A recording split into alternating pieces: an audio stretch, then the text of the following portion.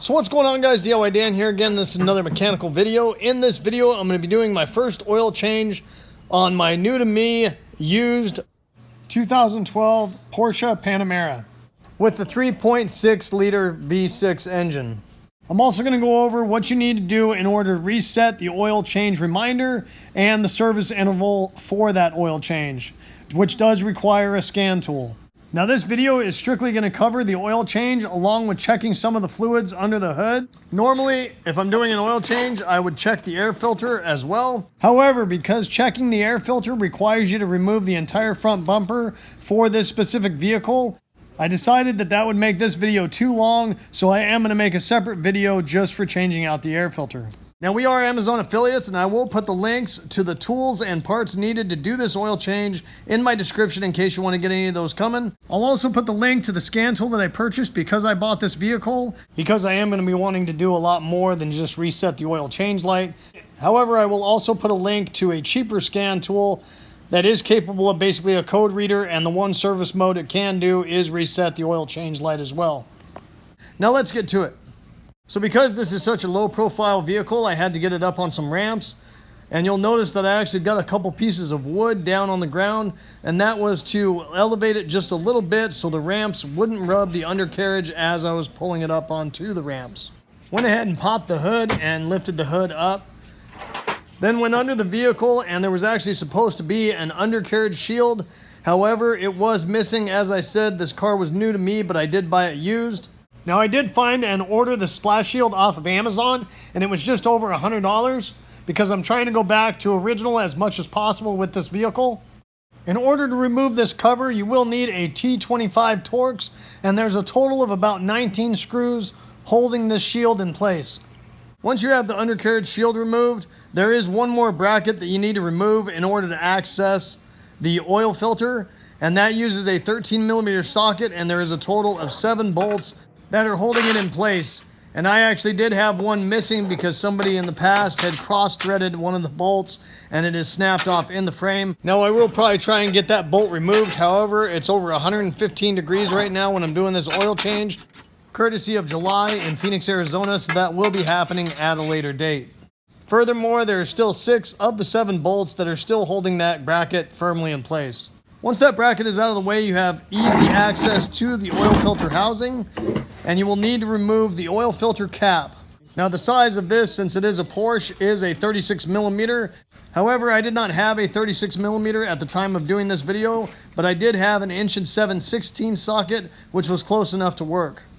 So if you're curious why I'm actually doing the oil filter before draining the oil, this is the way I always do an oil change, and the reason for that is if you use an open drain pan and you drain the oil, then you move that oil pan with nice hot oil over to do the oil filter, and you accidentally drop that oil filter or the cap, there is a potential for you to splash nasty hot oil all over your face or body.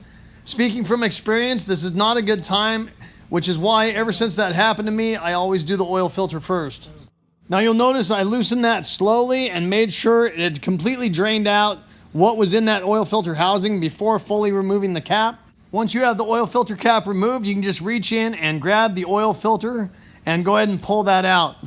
Now, being as though this was my first time doing an oil change on this vehicle, I did put the oil filters side by side and make sure that the one I ordered was the same size, had the same openings on each end as the one that I removed from the engine. Once verifying that, you just push it up into place, and you should feel the center hole of that filter press on to the raised area inside the oil filter housing. And the filter is the same on both ends, so it does not matter which side you put in the housing and which side is towards the cap.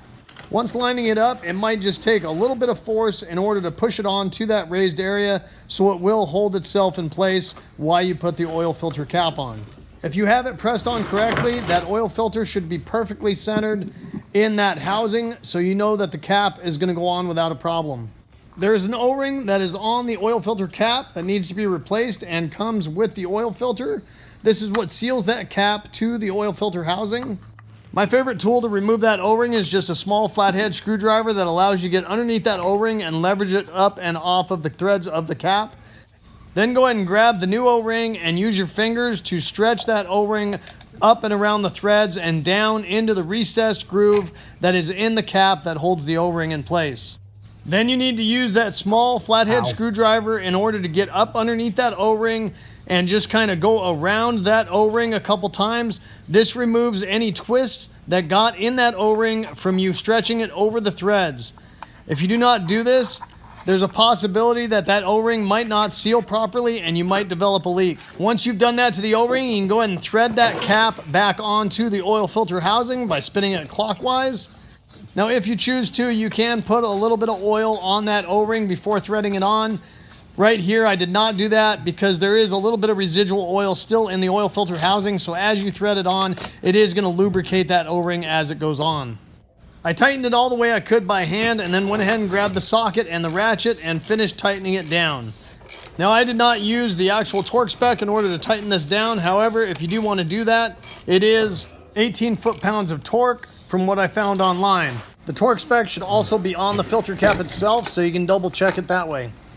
I basically just judged it by how hard it was in order to take it off and duplicated that, tightening it back down.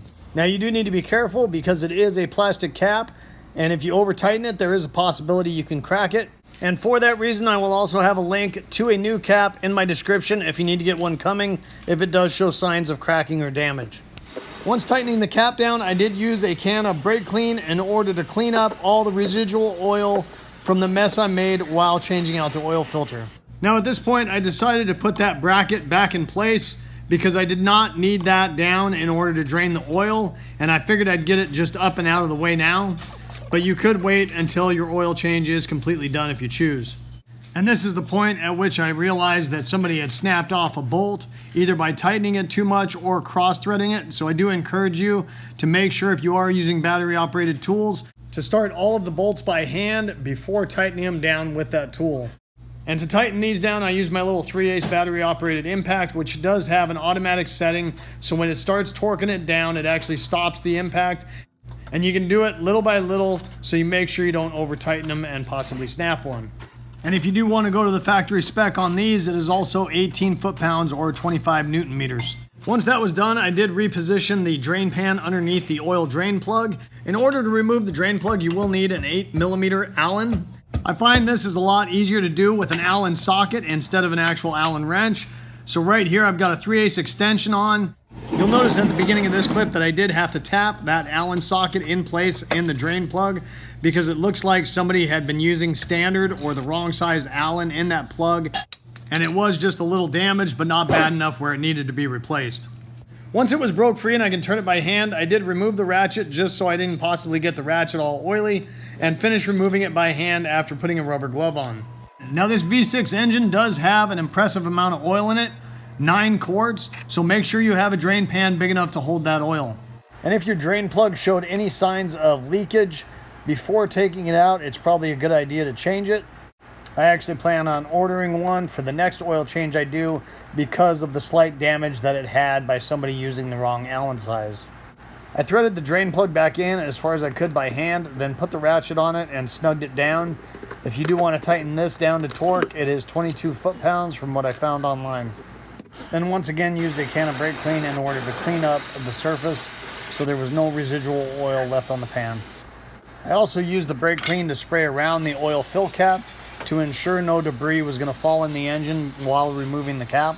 When choosing an oil, make sure it does have the Porsche A40 specification. I ended up going with the Mobile European car formula, which after doing some research is apparently what this vehicle came when it was new from the factory. Now as far as the viscosity goes, it says a 0W40 is the standard. However, alternate viscosities of 5W40 and 5W50 are acceptable. 0W40 is recommended for colder climates where it might get below -13 degrees Fahrenheit. And this is basically for those cold starts to make sure that oil can get to where it needs to be as soon as possible.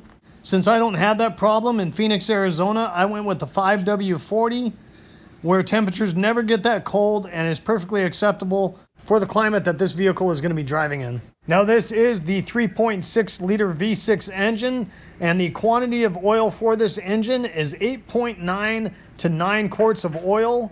The cheapest way for me to buy that was to get 2 5-quart jugs. and just leave 1 quart of oil in that final jug. You could also buy one 5-gallon jug and get 4 quarts of oil if you're worried about not being able to judge that. After putting the 9 quarts of oil in, I did put the oil cap back on and turn it a quarter turn clockwise to lock it in position. Once topping it off with oil, I did go back underneath the vehicle, make sure there was no oil drips from either the oil filter housing or the drain plug. I went ahead and installed the splash shield back underneath the vehicle. Now, one thing I shouldn't have to say, but I always do, is make sure you dispose of your oil properly. Pretty much any auto parts store is required to take your used oil, so please don't be the jackass that disposes of it improperly when you have so many options to do it the proper way. After filling it with those 9 quarts of oil, I went to do what you always do after filling the engine with oil. You check the dipstick, right? Well, you can search as long and as hard as you want to, but you're not going to find an engine oil dipstick on this engine. The only way to check the oil is through the instrument cluster. And the oil has to be warm in order for you to pull up this screen. So you do need to verify you put the exact amount of oil, in this case 9 quarts or 8.9 quarts, in that engine, and make sure you do that so you don't start this engine low on oil. So all that's left to do for the actual oil change is reset the oil change interval in the vehicle. And in order to do that, you will need a scan tool. Now, as I said at the beginning of this video, I got a little bit more complicated scan tool because I wanted to be able to do as much as possible to this vehicle on my own without having to take it to a dealership to save that cash flow. But you don't need this complicated of a scan tool in order to reset the oil. I will have a link to a little cheaper one in my description if you want to look that one up. And with a little bit of research, I bet you can find one cheaper than that. I'd also be willing to bet that the process to do the oil reset, no matter what scanner you have, is going to be very similar to what I'm about to show you. So the plug-in for the scanner is right above and to the right a little bit of the latch that you grab in order to open up the hood. Once plugging in the scanner, it should power up, and then you're going to go to service. Once getting into service, you're going to go into oil reset. Then you're going to scroll down to the Porsche icon and go ahead and click on that. Then you're going to go ahead and press enter one more time for it to actually come up with the vehicle search. I just did a vehicle select. I went down to Panamera up to 2017 and clicked on that. Then it's going to prompt you to turn on the ignition. Once you have the ignition on, you're going to press OK. Then it's going to go to reset maintenance interval. Make sure the ignition is on and then press enter. Then it's going to have you enter the year, month, day, hour, and minute of the time you did that oil change, and you're going to put a period between each one of those numbers.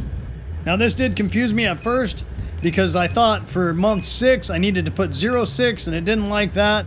And the same goes for the military time that it's using. Don't put a 0 in front of if it is like 6 o'clock in the morning. Just put the 6, not 06. And don't forget to put the period in between each one of those numbers. Once plugging in those numbers, you're going to press enter. Then it's going to ask if you absolutely want to reset the maintenance interval. And if so, you're going to press OK. Then it will ask you what service you want to reset. In this case, I just did oil service. Pressed OK. And then it should say application complete. And you can press OK one more time. Now, if you entered some of those numbers wrong on the date and hours and all that, it's going to ask you to do it again. But if not, you should be good to go. Now, in order to see the oil level, as I had mentioned, you need to get that oil nice and warm. So basically, you have to drive the vehicle for about 6 miles to get that oil up to temp and get it to reset after an oil change so you can see that oil level. So as I was going for that drive, I was keeping an eye on the oil temperature, and every once in a while I would try and click on the oil level, and it basically took until the oil temperature got up to 195 degrees, give or take a little bit, before I could read the actual oil level. So that's going to wrap it up for the actual oil change, guys. Now I'm just going to cover the fluids that you can check under the hood in case you're not familiar with them. So the first one is going to be up on the passenger side fender well towards the firewall. It is a blue cap that unthreads counterclockwise, and that is your windshield washer fluid, and you can fill that until you see it in the reservoir. Next, if you go over to the driver's side fender well up against the firewall, you have another blue cap, and that is your coolant reservoir. Once again, this untwists counterclockwise. Mine was a little stubborn, and if you take that out, it actually has a level gauge inside the reservoir. So on that level gauge inside the neck of the expansion tank, you'll see an arrow, and you'll also see a minus and a plus sign.